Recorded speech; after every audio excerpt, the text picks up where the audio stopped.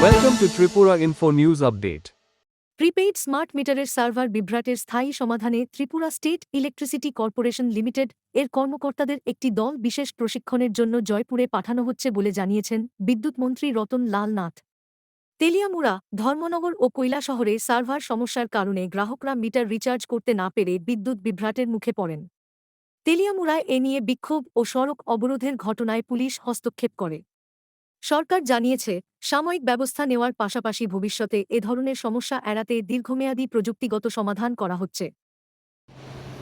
যেহেতু বর্ষা চলছে এবং বিভিন্ন ঝড় বাতাস চলছে, সেই জন্য কয়েকটা সাব ডিভিশন নিয়ে আজকে একটা রিভিউ মিটিং করলাম। বিশেষ করে আগরতলা 1-2, মানে 1-2 মিনস মোহনপুর, আগরতলা পুরুটা এবং এদিকে রানীবাজার, জিরানিয়া, মোহনপুর, এই সবটা এলাকার রিভিউ নিলাম। কী কী সমস্যা আছে, স্টাফের শর্ট আছে কি না, বা অন্য কোনো গাড়ি ঘোড়া শর্ট আছে কি না, বা কোনো রকম বিষয় আছে কি না, সেই জন্য রিভিউ করলাম। সাথে সাথে খোয়াই ডিভিশন, মানে খোয়াই, কল্যাণপুর, তেলিয়ামুড়া, পুরাটা, এটাও রিভিউ করলাম। প্লাস সিপাহীজলা, টোটাল সিপাহীজলা ডিস্ট্রিক্টের জব্বইজলা, সোনামুড়া এবং আমাদের বিশাল অবস্থা আগামী দিনে কীরকম থাকা উচিত, আমাদের সতর্ক থাকা উচিত। আপ টু সেপ্টেম্বর যেন পুরো মাত্রা অ্যালার্ট থাকে, কোনো স্টাফের শর্ট থাকলে, গাড়ি থাকলে, শর্ট থাকলে যেন ব্যবস্থা নেওয়া হয়। এবং এটা আমরা এমপি সাহেব এবং তাদের ওনার টিম পুরা তৈরি রয়েছে। এবং আমরা হিসাব করে দেখেছি আজকে এটা আমি না, আপনারাও মোবাইলে দেখতে পারবেন, এখন টেকনোলজির যুগ।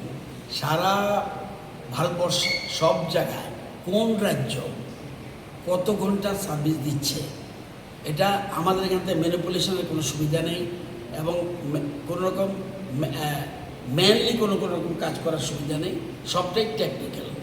এবং জম্মু কাশ্মীর কতক্ষণ কারেন্ট দিচ্ছে, ত্রিপুরা কতক্ষণ কারেন্ট দিচ্ছে, মণিপুর কতক্ষণ কারেন্ট দিচ্ছে, আসাম এবং তেলিয়ামুড়া এবং দু একটা জায়গায় যে প্রশ্ন হচ্ছে সার্ভারের প্রশ্ন, সেই জন্য প্রিপেড ছিল।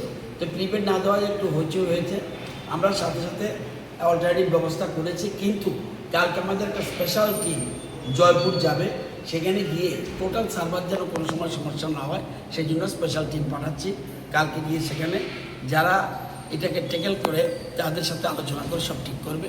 এবং আমার বিশ্বাস আগামী দিনে দীর্ঘক্ষণ যাতে কোনো মতেই যেন কারেন্টের আর লোডশেডিং নেই, পরিষ্কার লোডশেডিং নেই, ব্রেকিং হতে পারে কোনো জায়গা, সেক্ষেত্রে আমরা চেষ্টা করি অন্তত আধা ঘন্টা 1 ঘন্টার মধ্যে যেন কাভার করতে পারি। কোথাও 5 মিনিট 10 মিনিটের মধ্যে কারেকশন হয়। তো এইগুলি টেকনিক্যাল ম্যাটার, মেজর কোনো না প্রবলেম হলে বিদ্যুতের কোনো ঘাটতি দেখা যাবে না।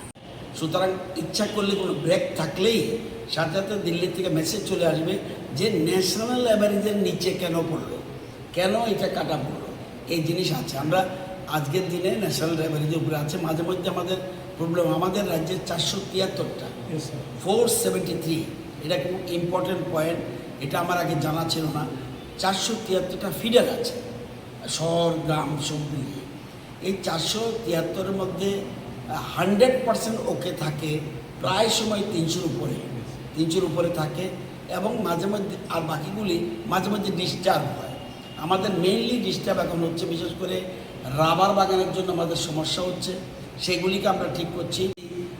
জম্মু জেলায় এসেছিল এডিসি, উনি বলছে আগের থেকে বেটার, তবুও আমাদের একটা সাবস্টেশন দরকার। যখন যেটা বলছি সেরকম আমরা প্লেস করছি। আগামী দিনে আশা করি আমরা আরও বেটার দেবো এবং সেপ্টেম্বর পর্যন্ত যেন লাইনটা ঠিক থাকে।